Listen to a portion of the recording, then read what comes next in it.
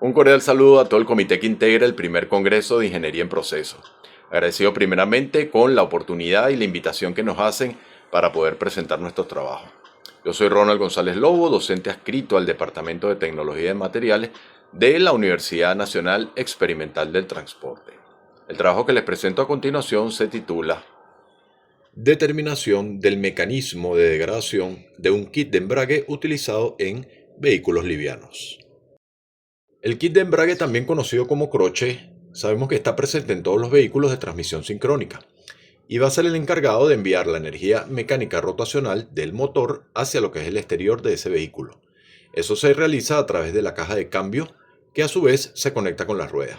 La finalidad justamente de este kit de embrague es proporcionar al conductor, por medio de un pedal, un periodo de tiempo corto para seleccionar la velocidad en que requiere ir el vehículo. Este sistema está constituido por tres componentes básicos, como vemos en estas tres imágenes acá abajo, por el plato de presión, el disco de embrague y el collarín. Ir sumando esfuerzo en la independencia tecnológica fue una de las motivaciones principales para el desarrollo de esta investigación, también reconociendo la fabricación o manufactura de cada uno de los elementos que compone el kit de embrague, antes mencionado como el plato, el disco y el collarín. Como objetivo principal de esta investigación, nos trazamos en determinar ese mecanismo de degradación del kit de embrague utilizado en vehículos livianos mediante una caracterización metalúrgica. A esto nos referimos con inspección visual, evaluación microscópica y mecánica a través de la dureza. La metodología experimental seguida fue, o la planteamos en 5 pasos fundamentales. La primera fue la revisión de las especificaciones técnicas del kit, la inspección visual, el registro fotográfico al momento de la recepción, para completar lo que vendría siendo la evaluación macroscópica. Como número 2, la selección de las zonas de corte de preparación metalográfica según normas correspondientes. En tercer lugar, sería la caracterización microestructural, empleando la microscopía óptica bajo la técnica de campo claro. Número 4 sería la dureza, en este caso en las zonas de interés. Y por último, hacer un análisis de resultados para generar las conclusiones. Bien, siguiendo la metodología antes planteada, obtenemos los primeros resultados. Y esto corresponde a lo que es la evaluación macroscópica, donde logramos evidenciar un patrón de corrosión generalizado, desprendimiento de material, fractura de algunos elementos de los que componen y falta de lubricación.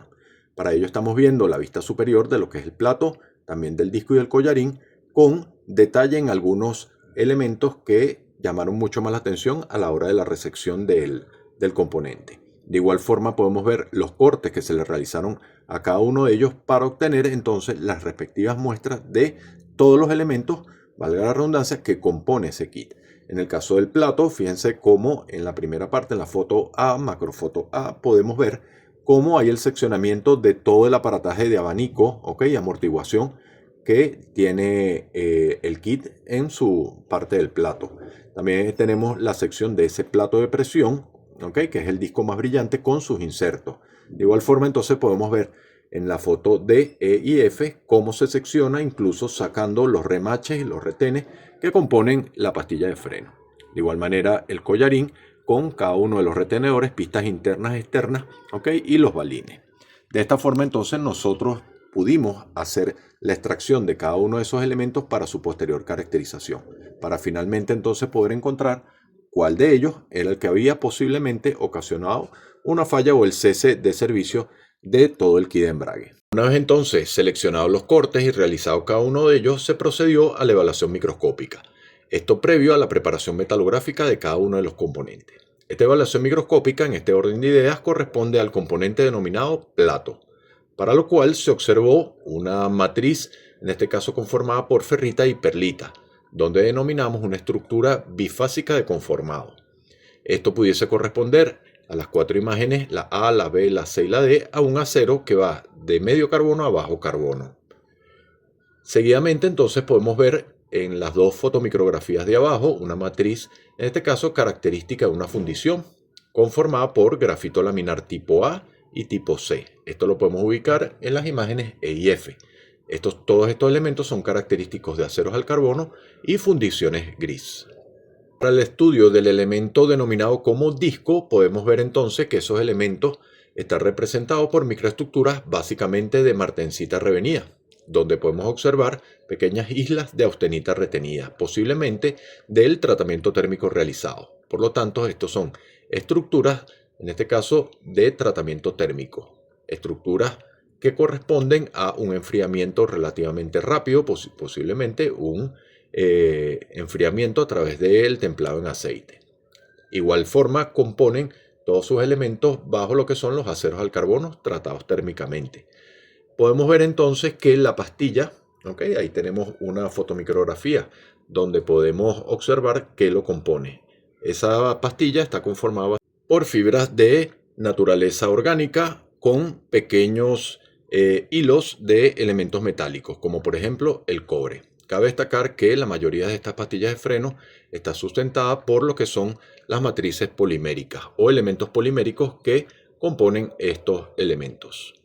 Por último, en la fotomicrografía I y J, tanto en la K y en la L, podemos observar pequeñas inclusiones que pudiesen corresponder a no metálicas. Si las clasificamos según norma CTM45, pudiésemos pensar que I y J corresponden a sulfuros por su morfología y la K y la L corresponden a óxidos globulares. Bien, para el caso del elemento denominado collarín, la evaluación microscópica nos permite ver entonces que la estructura de formación de la mayoría de sus elementos estaba constituida por martensita revenida. Y esto es característico de estos aceros al carbono tratados térmicamente, a través del tratamiento de temple y un posterior revenido. Aquí podemos evidenciar entonces el significativo grado de degradación de los balines internos que componen al collarín, donde la fotomicrografía, tanto la M como la N, podemos ver la ausencia de material, es decir, una pérdida de material importante en los balines, como también inserción de algún elemento que pudiese corresponder al óxido. Cada una de estas cosas nos empiezan a dar indicios de esa posible influencia de degradación de cada uno de ellos, como por ejemplo falta de mantenimiento, falta de lubricación. De igual forma, entonces podemos ver en las 4 microfotografías donde en las fotomicrografías de la ñ a la Q podemos observar entonces la morfología clásica de la martensita revenida. En algunos casos, como la ñ y la O, un poco más gruesa, mientras que en la P y la Q un poco más fina. De igual forma se observan inclusiones no metálicas que pueden estar asociadas a tipo óxido globular. En esta tabla le presento los resultados del ensayo de dureza Vickers con cada uno de los elementos evaluados en el kit de embrague. Para el caso del plato de presión, la dureza mayor o la más alta nos dio hacia lo que son los insertos, tornillos y remache, con un aproximado de 520 HB. Para el caso del disco de embrague, las durezas se mantuvieron más o menos cerca, ¿no? Tanto la base de ese disco de embrague como los resortes que los componen estarían alrededor de 680 y 703 respectivamente.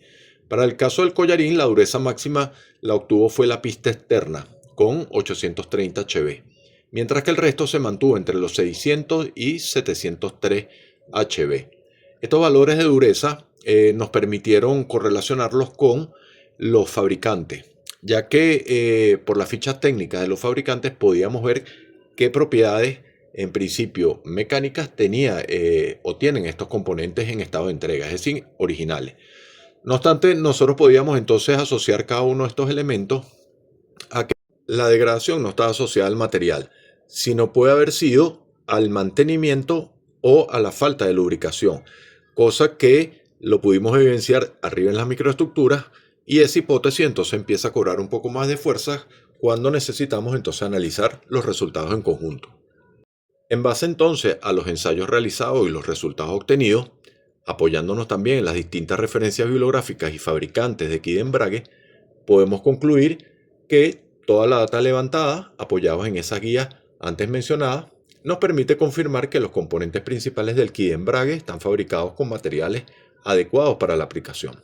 Principalmente está constituido por aceros al carbono tratados térmicamente, fundiciones grises y materiales poliméricos, como es el caso de la pastilla, con valores de dureza que cumplen con los estándares de diseño. Esto validado a través de las fichas técnicas del fabricante principal. El principal mecanismo de degradación fue el desgaste adhesivo, que se manifestó con mayor severidad en el collarín.